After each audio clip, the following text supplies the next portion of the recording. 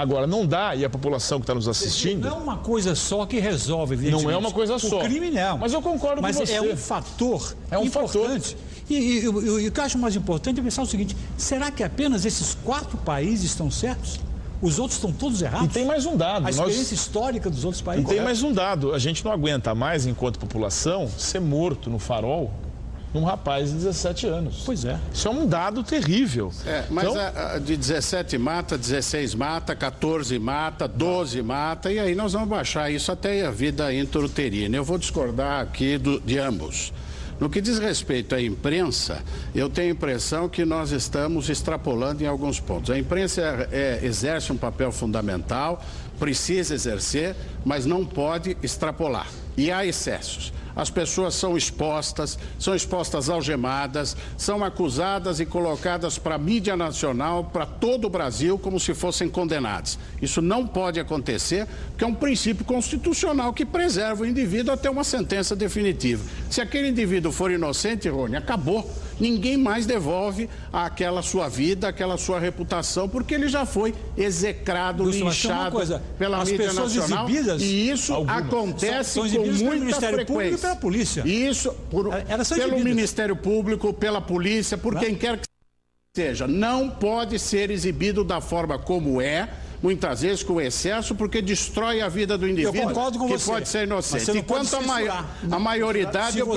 se essas pessoas são exibidas, e são mesmo, eu concordo com você, não pode. Às vezes há uma extravagância nisso, você pega o sujeito algemado, mas isso é a polícia. Nós estamos fugindo do... E agora vamos para a questão da maioridade e menoridade que o Mauro colocou. Eu sou radicalmente contra o rebaixamento da maioridade penal. Bom, não adianta nada, Rony, você pegar um indivíduo de 16 anos, ao invés de mandar para a FEBEM, mandar para o sistema prisional, e é isso que a lei quer fazer. Nós precisamos mudar o estatuto da criança e do adolescente, que estabelece um limite máximo de internação de 3 anos para o adolescente que comete um delito. Vale dizer, se ele matar uma pessoa, ele menor de 18, ele tem 3 anos de internação.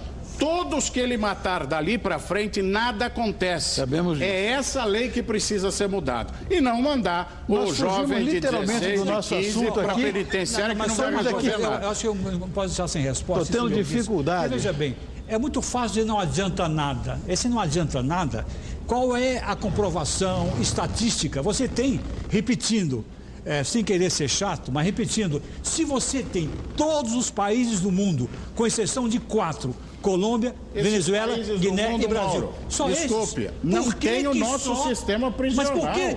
O sistema prisional brasileiro a nossa violência consegue recuperar. O maior a nossa violência vai conseguir recuperar. O menor vai acabar com aquela possibilidade, chance de recuperação do menor. Esse é o retrato do sistema prisional brasileiro. A nossa violência não é menor ou maior. Não é só recuperação fundamental, é proteger a sociedade. Isso dizer que só o que interessa é recuperação, não é verdade. Mas interessa a recuperação também, então, mas a proteção da sociedade é fundamental. Você está de acordo comigo, porque mudando o Estatuto da Criança e do Adolescente, para concluir, Rony, nós ampliamos o tempo de internação, protegemos a sociedade e tentamos recuperar aquele menor. Nós continuamos falando de jovens aqui, porque um deles teve a vida ceifada pelo outro. De jovens, já tinham mais idade, mas são jovens. Um mata, outro morre. Essa história. Que juventude é essa que o Brasil está formando?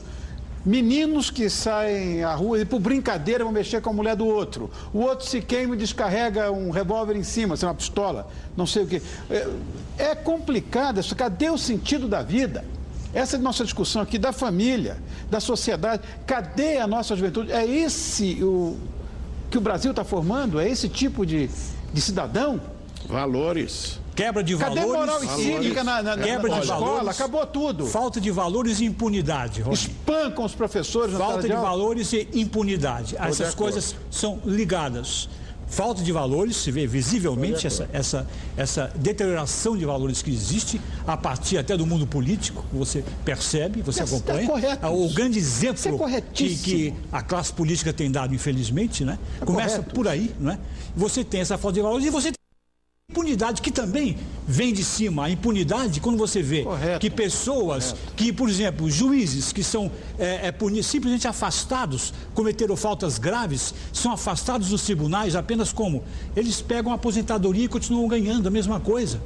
Quando a gente percebe que isso acontece, aconteceu, né? Sabe a quem eu me refiro? O STJ, aconteceu isso. Você afasta o ministro e ele fica lá. E como é que é? Agora, como é que a sociedade vai encarar isso? Pessoas condenadas... Esse é o caso, inclusive, né? Quando o Mauro fala em impunidade, aí nós nos remetemos à questão da justiça. Essa é a minha maior preocupação, a aplicação da justiça. Eu não temo leis más, Rony, quando nós temos bons juízes aplicando elas. Você sabe que tem lei para tudo. Uma lei ruim, uma lei má, ela pode ser aplicada, interpretada pelo magistrado. Até porque o magistrado é vivo, a lei é morta. Esse é um princípio meio basilar. Então, o que não pode passar para a sociedade é a sensação de impunidade. Pode ser absolvido, pode ser culpado. Agora, a justiça tem que ser rápida, tem que dar uma resposta para a sociedade. Essas situações, desses casos emblemáticos que você citou, que o Mauro também citou, são situações que incomodam a sociedade. Está condenado, tem recurso. Por quê? Porque a justiça tem um dos principais problemas dela, que é a lentidão. Se demora demais para chegar a um resultado final e a população fica sem saber. Tem justiça? A justiça é para o rico? É para o pobre? Então essas questões também são muito importantes. Olha, posso concordar? Eu quero concordar com o Mauro no que diz respeito a valores. Quero concordar no que diz respeito à impunidade. Quero concordar com o Sergê no que diz respeito à morosidade da justiça. Mas é importante dizer à sociedade, não é porque alguém foi acusado que ele é condenado. Sem dúvida. E daí nós precisamos sempre olhar os princípios constitucionais para não cometer injustiça. A justiça precisa trabalhar rápida, precisa ter processo, precisa ter prova, precisa ter debate, para punir quem precisa ser punido, mas preservar quem precisa ser preservado. Nós estamos falando aqui, partindo da premissa de pessoas culpadas, mas se pegar um sujeito, um indivíduo inocente, que é acusado, que é estraçalhado na mídia e que sofre um processo criminal e vem ser absolvido no final, nada devolve a vida dele, que já está destroçada. Há um caso aqui da escola base, onde aquelas vidas foram destruídas, ninguém recupera. É interessante que sempre é o mesmo caso que se cita, né? Porque é emblemático, porque é importante. Então, mas ambos os casos, escola base da inocência e outros aí que são culpados, ambos demoraram. Apenas, muitas vezes, esse argumento é usado até para favorecer a impunidade. Eu acho que muitas vezes é usado. Não. É exagero, não pode expor, privacidade, essas coisas. Veja, até com pessoas públicas, né? Se acusa a imprensa de fazer flagrantes de pessoas públicas, cometendo crimes, etc. e tal, privacidade. Mas espera aí, mas interesse público? É interesse público, não é interesse privado. Então, eu acho que muitas vezes...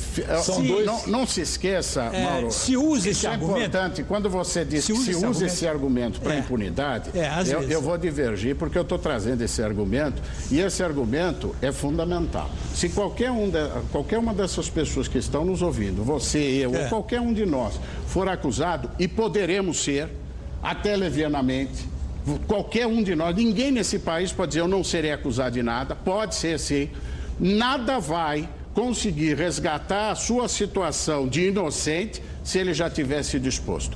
Portanto, vamos punir quem precisa ser punido, vamos processar quem precisa ser processado, mas vamos respeitar a Constituição, vamos respeitar o que diz a lei. Eu quero pegar um gancho teu. Isso é óbvio. Mas é óbvio, mas tudo que é óbvio é difícil de ser aplicado. Ele tem razão, os dois conceitos, a privacidade e a questão da punição, são conceitos que devem ser preservados e caminhando junto.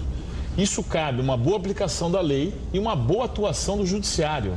Porque não adianta nada só prender e ter aquele espetáculo se a justiça não der uma resposta. E também, além você não pode falar também só em justiça, CG, porque existe também a morosidade da justiça, não é apenas preguiça dos juízes. Você tem uma legislação processual que tem uma quantidade de recursos que sempre é muito grande. A quantidade, o problema recursal do processo brasileiro É complicado. Não, mas aí você me permite. Os advogados não acham isso. Mauro, deixa eu fazer um dado. Não acham isso. Deixa eu te dar um dado bem concreto. Existe realmente. Você sempre pode recorrer a um exemplo. Você citou o Pimenta Neves. Eu não ia falar, mas você citou e Pimenta é um caso Neves, emblemático. me explique, 7 anos condenados. Só que agora, eu vou te explicar. Agora nós tivemos uma reforma do Poder Judiciário.